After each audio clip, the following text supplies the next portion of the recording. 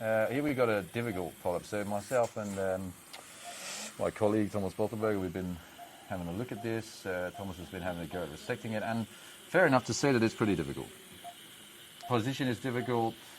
The polyp has been previously attempted. You can see there's a significant degree of scarring here. The colleague who attempted it before had to bail out because of bleeding and put a clip there, so all that has caused significant fibrosis there.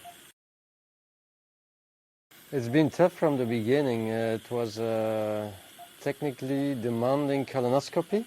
Yeah, pediatric scope. Maybe I've made it difficult for you there, but I think we'll demonstrate in a minute the benefits of having a pediatric scope. Okay, and yeah, finding a good stable position for attacking this difficult polyp.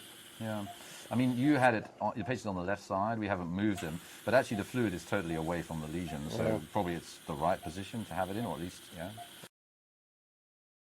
It's more stable, but indeed, as soon as you try and pull back a little bit, the thing just kind of skips over one of the folds, and I think that's the problem also that the colleague was having, is that this thing is, as they very often are, these non-granular type polyps, just draped over a fold. Yes.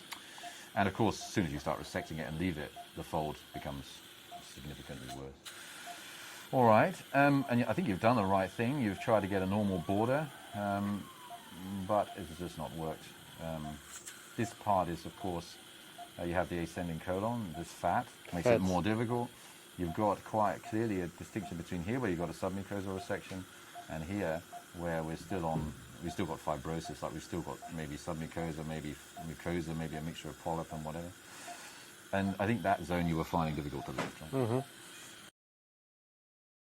I guess we try and just continue on the part which we'll lift and work towards that area, which you've obviously nicely been doing here. So open, please. Inject. So once you're in the submucosal plane, it's definitely important to expand it. And of course, once you're in the plane, use it to your advantage. So inject here. Just the tip of the needle can go in. I might say we're over-injecting here, but it's actually very difficult to do without. And have we got enough at the top? Do you think that's a intramucosal injection, maybe? That's difficult to tell now, but looks to me like it might be. Inject here. And then we pull that. See if we get lifting. Again, not really.